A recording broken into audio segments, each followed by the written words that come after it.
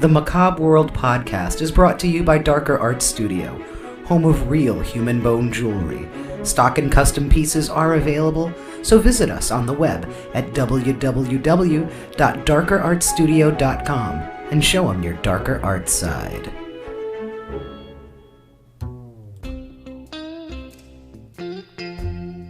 Macabre World, a podcast from Darker Art Studio, where we explore the dark, strange, and unusual from this world and beyond.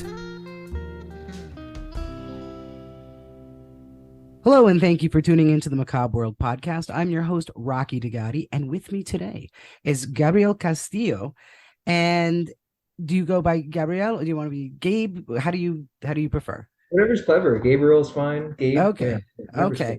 So you are a curandero, and can you tell us a little bit about that distinction for starters? yeah. So on my journey of awakening, right, and understanding energy, I ran into some elders in Jamaica that were Taino, and they were curanderos that worked with the mushroom. So they taught how to have a relationship, right, with the medicine, to see it as a source to ultimate connection to quote unquote uh, God, if you will, Sure. right? Because that's when the white man came and the church became that middleman, right? Instead of the plants, and that was shamanism. So they kind of taught they taught that perspective and to have a relationship with it, and through that relationship to let that connection speak and let that guide and to listen to that. So the whole essence is tuning into your own power that you have within, and the mushroom is used as a tool to access that power and to fine tune it, to grow the awareness so it becomes very practical. Now, I think a lot of folks are familiar with when we think about magic mushrooms, and I say we, and by we, I mean me, and I mean my misspent youth. And I think a lot of folks of a certain age remember that at one point it was a popular recreational drug to take magic mushrooms. And I personally have never done it because I'm just not good at that sort of thing. But they were very popular, and I know that in other cultures, in shamanistic cultures, like I've visited out west and talked to the Navajo, and there are other psychotropic plants and herbs out there like peyote. I think a lot of people have heard of peyote and whatnot. So these in many cases are considered mainstream as recreational drugs. THC and psilocybin from the mushrooms and peyote. Right. But many of these plants were originally sacred and still are in some cultures. And also, while they were used and by some perhaps abused, I'm not being judgy here, but while they were used at one point mainly just for escapist hedonistic Right. pursuits, this is becoming, just as medical marijuana is now mainstream, this is becoming with psilocybin and mushrooms, this is becoming a mainstream medical thing. Can you tell me a little bit more about how that's happening? Because that seems, if you kind of go by the old school thought, it seems kind of Right. odd, Right. but it's really helping people. Right. Yeah. It all comes down to intention. The flip of the switch from working with this recreationally and just having it as a fun, escapist way to move, it is a way to turn inwards, right? So if you have the intention to actually um, approach this like an adult, right, and to understand that there's aspects of yourself that you turn away from, right? And to be in a space and to understand that, to get to where you want to be, or to feel what you want to feel, and to rendezvous and create, manifest what you want to manifest, you have to not turn away from the truth of what you are. You have to turn towards it. And the medicine helps to do that. It helps to really to do that. So with intention, through studies as well, they're starting to see that it's affecting the brain, that there's a lot of benefits. And it's so funny, if you guys are interested in mushrooms, check out Terrence McKenna, because Terrence McKenna is one who has some very interesting theories on the mushroom, and not just through research, but through actual experience, right? So that's another thing I recommend. If you're in a space, or if you can have a guide, this should be something you should experience if it calls, rather than just reading about it. Your own personal experience is always, you can't put into words what this can really do and what the effects are, right? Um, Well, I know that in some practices they do it. They, I guess the word would be shadow work, when people are looking to do inward work, mhm, and I think, despite, whatever therapeutic method causes people to look inward, sometimes that can be a very hard process. I think mm, that when you look in the mirror, and I'm using mirror kind of in air quotes, when you look at yourself, it is, if is the psilocybin, is the mushrooms, is that like what helps you focus to see clearly? Is that part of the, to it's try to really, make an analogy, like, yeah, it's really cool. To like explain it,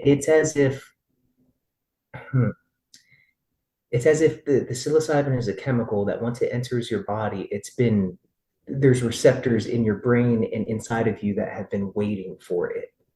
So it naturally reacts to you. It's a very holistic process. It's very natural, it feels natural. Um, it expands, it starts to open your own perspective, where you can start to step outside of your own thoughts. Try to stick with me here. You okay, step outside and you can become the observer. So you're still in your mental loops and processes, but it's not as sticky. So you're able to kind of navigate very easily, and it takes you. So you're not trying to do anything. When you take it, it takes you. gotcha. It takes you on a journey. It's a And vehicle. Well, the vision quests everybody says a journey, and an alternate name for a journey is a yeah, trip. yeah, exactly. Yeah, It's a trip, and literally and figuratively, right. in both uses of the word. But it's, now there are some people who have anxieties. One of the, and I'm going to come right out and say it, because I don't think anybody who knows me would A, dispute this, and B, think I was telling anybody anything they didn't know. I'm a little high tone. One of those. I'm wound up a little tight, Mhm. and I work on it, and I try to. So I have a lot of anxieties, and I think in some people that also experience anxiety, it's coupled. Mine is just usually, my fear isn't this, oh, all consuming fear. Mine is like, I'm afraid I'm going to forget something. I'm afraid I'm going to be late. I'm afraid of, the what I'll call general normal, and I use that in quotes, anxieties. But when people have, like, deeper fears and can some of these trips, as they were, can some of these chemicals put them in a place that is terrifying, that they can't get out of? Because I think one of the reasons I never dabbled Mhm. in mushrooms is because I was afraid I would go somewhere I couldn't come back from. Great question. Yeah, so that depends on setting, and skill, and it really depends on your own intention, right? So if you intend to get something out of it, right, and you respect it, you kind of enter it in that way, it will respect your process. It's very much alive. Um, this is where having a guide comes in hand, because there's certain tools, there are certain protocols to help get someone out of their spaces or their loops that may be a little too tough, right? And say if this is too tough, or that chemical is a little too strong for you at the moment, you can always, we journey with things like cannabis, right? So it's a psychedelic in itself if mixed properly, right? So if you mix your indica sativa, your hybrid, it starts to have this entourage effect where the negative effects of the indica are canceled by the sativa. So you're able to be creative and open, but that's a way to induce a psilocybin like effect as well. And And not eat a whole pack of hot dogs. Exactly. Well, yeah, you have Oh to yeah, go no, I'll through find the bottom it. of the Dorito bag so fast if I do that. So, and well, it's just like no stopping Absolutely. because they That's just funny. taste so good at that point. Yeah, that's hilarious. Yeah, that's hilarious. And That's the it's true though. I mean, I think a lot of people, and I think one of the reasons I was excited to have you on is because I see, even if I may not partake or at this point in time, I see that there is a big change in the way people are viewing what I like to call my deadhead drugs, which is your mushrooms and your pot. And I, these were all, like I said, recreational at one point, but I'm seeing that there's terrific medicinal qualities that have being, and plants as medicine is the origin of how we've taken care of ourselves. We make Western medicine kind of like gunked it all up Mm, because in Eastern practices and in more indigenous practices, that is your first line, not your last complementary resort.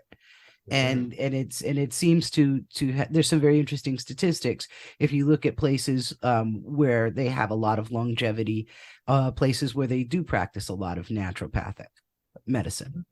And wow.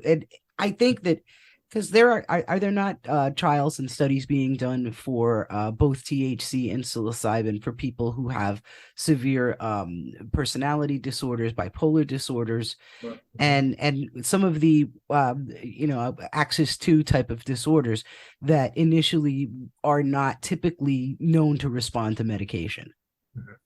Absolutely. like good old fashioned, just personality disorders. Right. There's have they concluded some of these studies? Are they still ongoing? Where is this standing in like the actual, I say the actual medical community, but what most people would consider the journaled New England Journal of Mhm. Medicine kind of medical community? Yeah, absolutely. Um, so this is where there are two ways to approach this, right? So that curandero perspective, which is that religious route, and then the more clinical establishment route. Um, for us to wait for them to tell us the benefits of this, it may be a while. I feel it's coming. It's coming. All the trials are being done. They It, are, yeah, it's I've heard more that. it's more of an establishment of how can it be monetized and what's that going to look like and how can that be structured forward, right? So and what type of species are going to be used, right? And what's the maximum dosage we can give, right? Or we should give. Because when I journey, I am able to give as much as the journeyer really needs, and we can do heavy journeys, dosages, which really break through that veil and deep down at a cellular level, teach the journeyer that the plants are the way. Exactly what you said. So it kind of cuts out that middleman, and in a sense, that can be kind of dangerous, right? So it's going to take some time. Yeah, I know there's a lot going on with that. Do you get a lot of pushback from what we'll call the established medical community? No, not at all. It's funny. I actually work with a lot of psychiatrists and actual clinical directors of teams of therapists that are their clients are asking for this. Right. Um, right? So they want to be on the leading edge of just the experience of it, knowing what it is, so they can really give a good um, example, a good, what's the word I'm looking for? Good, I had a bit of brain fart, I'm sorry. Good recommendation, right? They want to be able to guide them properly, not just talk smoke. Right. So people experience instead of just reading the actual mm, transcripts, if you will, Sure. of uh, mhm, right. Is it readily available? I don't know much about it. I don't know about the how, if it's legally obtainable. I Yeah, know that if I did a Google search, there are products that have different species of mushrooms. Like I yeah, believe there's like edible chocolates and things with some of yeah. the I think lion's mane's the one that I immediately always remember just because I think it's such a cool looking mushroom anyway. Yes. But I are is it legal? I don't know. Is it legal Yes. everywhere or No, no, no. It's not legal everywhere. It depends on how you work with it. okay, So I work with it religiously. So I have a plant medicine church, okay. Church of the Sacred Spore. Um, so that's how we operate. But it is legal in Jamaica, Netherlands, right now Colorado as well. So we do operate out of locations out of Colorado, and we have retreats out in Jamaica. Um, yeah, So so if someone who wasn't in Colorado wanted to explore this, they would need to either they would need to take themselves somewhere where it's legal. they would need to take themselves somewhere where it's legal or get in contact with the guide who may come to them. Okay. And then and under that setting, it is not an illegal activity. That's very cool. It's Right, I like I said, I don't know. I what I don't know is a lot, which is why I'm glad you're here to talk about it. So right, now right. somebody who is a guide, what sort of training goes into being a guide? Training goes into sitting, being able to sit for people, right? And most importantly, if you're sitting with the mushroom, um, really doing the work on your own. So, for example, those who sit for us, they really have to have a relationship with the medicine. So, have you journeyed with it? How many times, right? At what depths? Um, all species are different. So, really getting a gauge of how this species affects you and really going through your whole healing process with the medicine, not just mixing this medicine with this medicine and this one and then jumping to this one. It's like really being focused and just building a relationship with the mushroom. And for those that do that, that's where they really mm, they develop that sixth sense where in ceremony they really know what to do for the journey or because they've been there so many times, right? And then there's basic clinical protocol as well, where there's schools you can go to that really teach the benefits of sitting and how to do it properly, proper intakes, what to look out for, contraindications, stuff of that nature. Mhm. I'm not being a wise guy, but this sounds a little bit like a very dear lady told me a story about how way back in the day she was one of the people manning the freak out tent at Woodstock. And I mean it sounds a little like I'm trying to be sassy, but I'm not. That was the thing, is to have somebody in the use of psychedelics, even when it was recreational context, to have someone there who could, kind of look out for you. Right, And and in religious context, usually it's someone of a spiritual nature, right, and that kind of things. And so yeah, it sounded just all I could say was like, wow, that sounds like the freak out tents at Woodstock. But correct. so so I didn't know if there was like a special certification or if that's something that's also coming down the pipe, because a lot of this sounds kind of new and unregulated. Right. It's all new. It's being created, right? Right now, those who are facilitators for it are more trained in the religious aspect, right? Okay. So have you been initiated as a curandero, worked with the medicine yourself, right? And have you worked with people, with individuals? Do you really have that experience, right?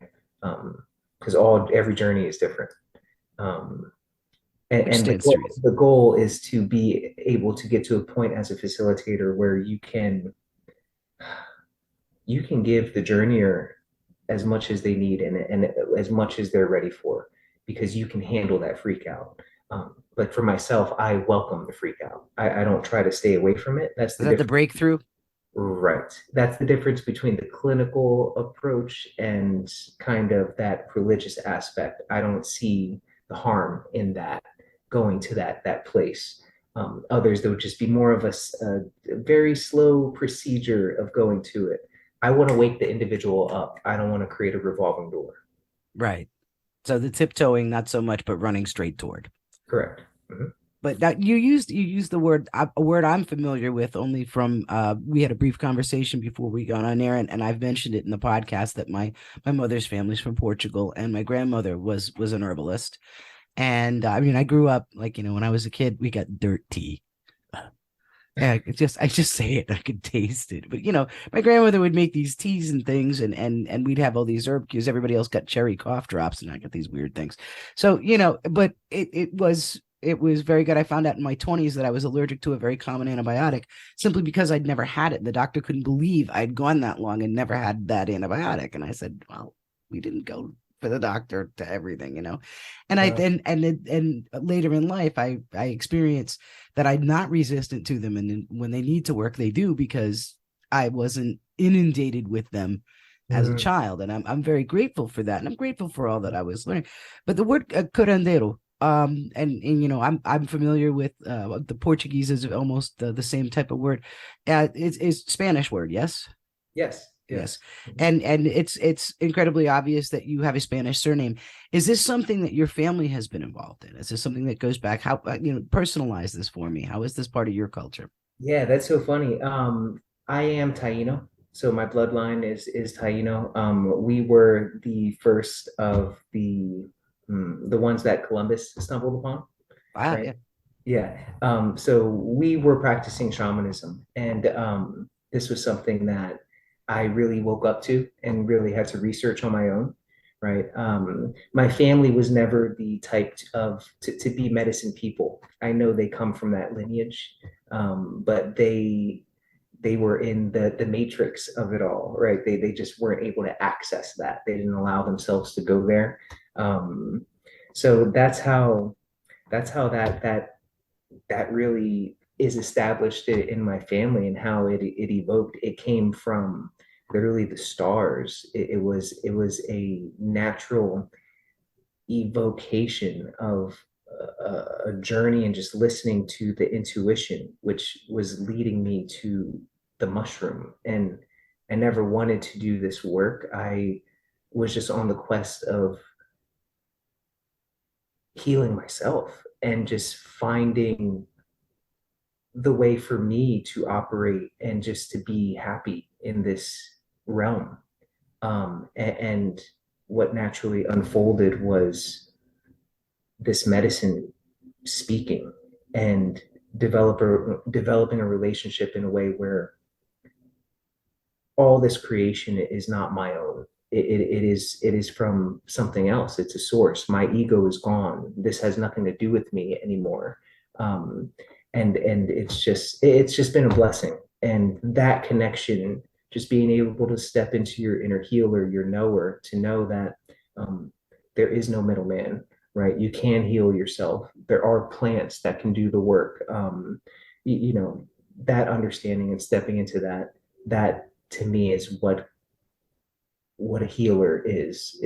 There are no healers. You are your own healer, and um, that's why I'm here, and what the mushroom is. It's just to help people awaken to that. Now, what are some of the things that in general that clients would use this type of therapy to try to heal? Like you know, Mm. like trauma. Basic trauma. Sometimes they don't even know the trauma they have, right? So they'll be coming to just, look, I smoke way too many cigarettes. I want to stop smoking cigarettes, man. I know it's bad for me, but I keep doing it. Just those types of things, right? Adderall, taking too much Adderall, right? Trying to stay focused, and getting anxiety, too much anxiety. Uh, Really, these are things that seem basic, but underneath it just goes back to things that journeyers thought they dealt with. Um, and in ceremony, they just see, I just didn't. I kind of put it back there. I didn't fully deal with it. And the mushroom kind of puts its arm around you and turns you towards it, um, and gives you the power, so you're not affected by it, but you're just able to see it and transcend it, right? So it's nothing that it rids anything. It just helps you to transcend it, because you become it. You like, I am that. I am all my negative. I am the good and the bad. I'm everything. And when you fully accept that, you become whole, right? And that's when yeah, you're just content. Well, I think that content is definitely a goal for a lot of people, because it's very difficult, I think, in today's day and age. We're highly stimulated and oversaturated with stimulation from social media, from regular media. And that's kind of ironic because we're talking on a podcast, which is kind of part of the problem. But you know, it would, like, when you talk to adults who were bullied as kids, and you talk to people who have survived severe physical and emotional trauma, and it's difficult to imagine a therapy that can do that. Like you said, I think it's one of those things that maybe you have to experience to really truly understand. Right. But because like I said, I always wondered, one of the reasons other than just I'm not really particularly into altered consciousness. Um, and there are people, by the way, who knew me when I was a teenager that are laughing right now because I'm speaking as an adult, not my misspent youth people.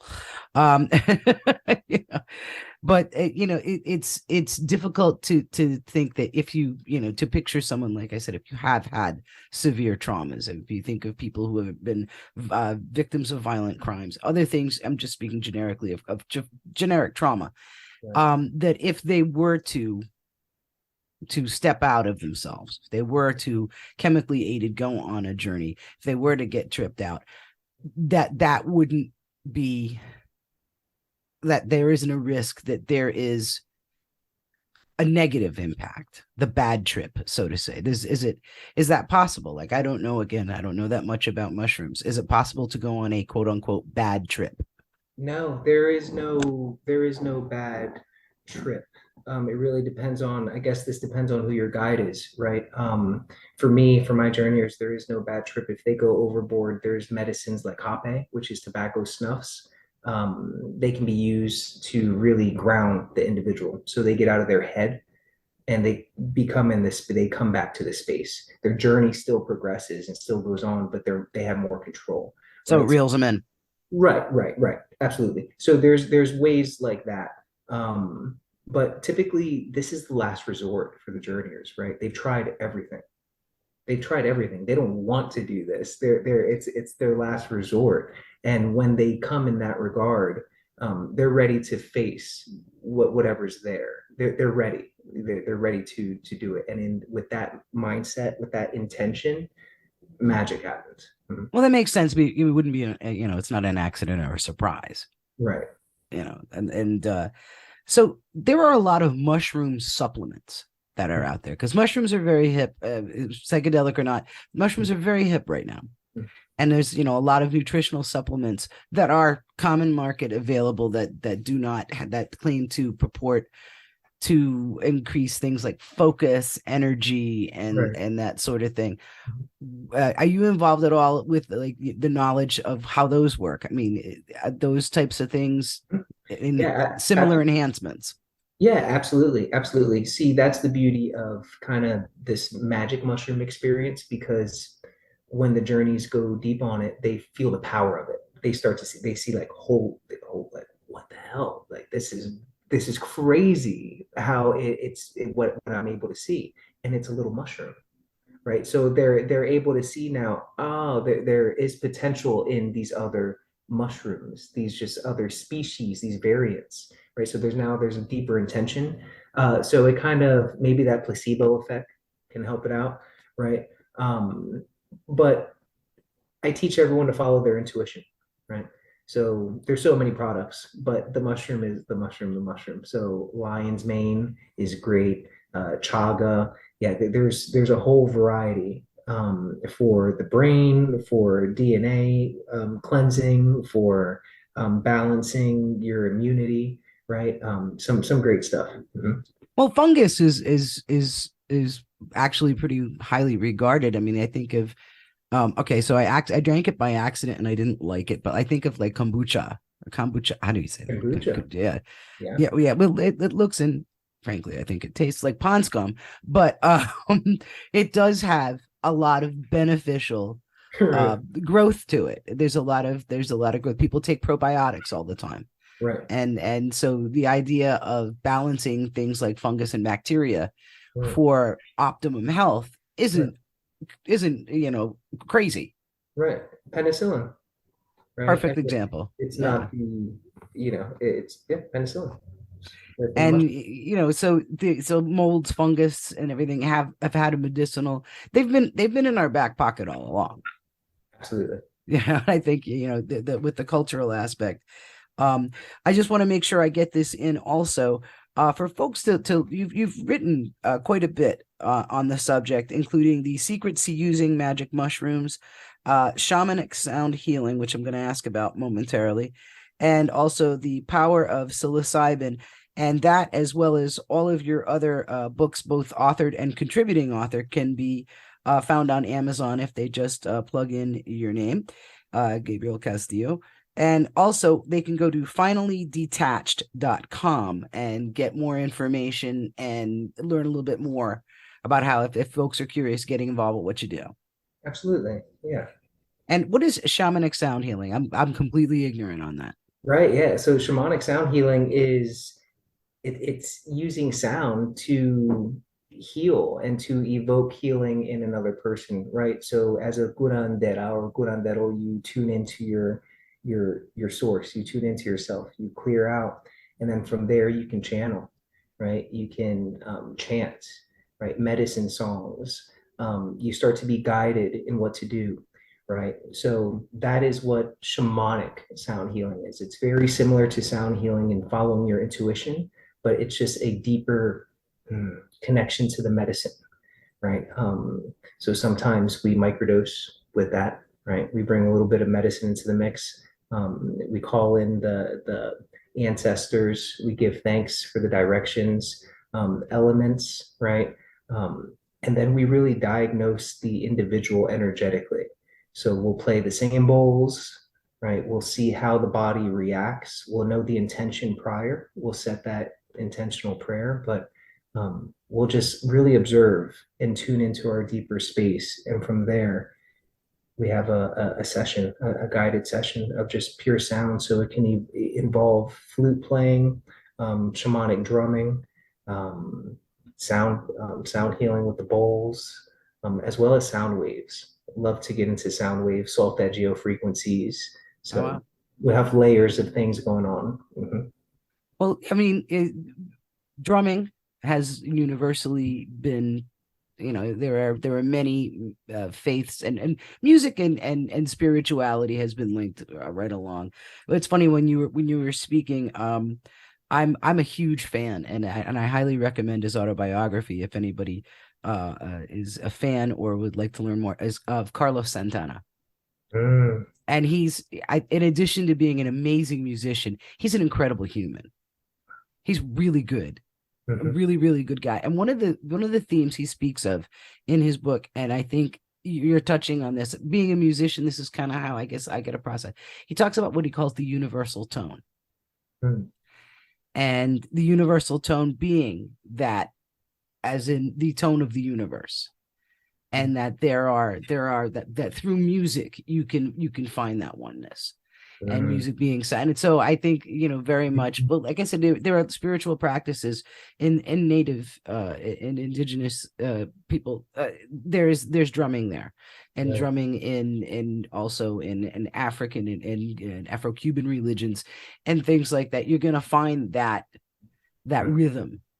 So, right, because I always said we are creatures of rhythm, whether right. we know it or not. Even people who dance like an Elaine Bennis, we are creatures of rhythm. It may Mhm. be a strange rhythm no one else understands, but it's out there, Absolutely. you know. Absolutely. So it's interesting that it works that way. How heavily does neurolinguistic programming figure into being a guide? I know that you have a background in hypnosis, and I've studied some on the subject. Being a guide, how much of it does that come into with the suggestion and the guiding? Is that a tool of guiding? It's a big tool, and it's not really suggestion through implanting visualizations or how they should be feeling. It is more of a mm, being strong in your knowing and accepting everything that happens, and suggesting through your body language, through your presence, that it is all perfect. This is what it's supposed to be, right? Um, that assurance through your essence is what sitting is at these deeper levels. You have to know that you have a hand on everything. right? Because if you don't, that journey is going to sense it, and that's going to make things rocky for them. Um, mhm. Well, there's a lot of I guess induction scripts and things like that for hypnosis that do reference like having someone relax and envision. And Mhm. so this is the tool that opens the eyes, so to speak. Absolutely. So to get into this, right, when we first take the medicine, we'll have a therapeutic journey where we'll imbibe a little bit of the medicine, and then we'll have a meditation, if you will. And exactly that. We'll induce the body to relax. We'll induce the medicine to begin to take effect, right? We'll kind of direct how it takes effect. So it's not building anxiety and coming on like very quickly and abruptly. It's more smooth and organic and relaxing so you can fall into it. Yes, Because absolutely. these people aren't like they're not like comatose and passed out. People Yeah, who take the medicine are wide awake, absolutely. Oh yeah, they're there. Mhm. right? And Remember it's it. just that what's there with them. Well, that's another story. I guess Right. that depends on the person. Because I always, like I said, I've always avoided it because I figured it was all fun and games until the dragon in the corner of the room wouldn't let you go to the bathroom. But Right. this and I've made some quips, but I don't mean to be disrespectful Not because at all. I Yeah. think I think that my ignorance is common.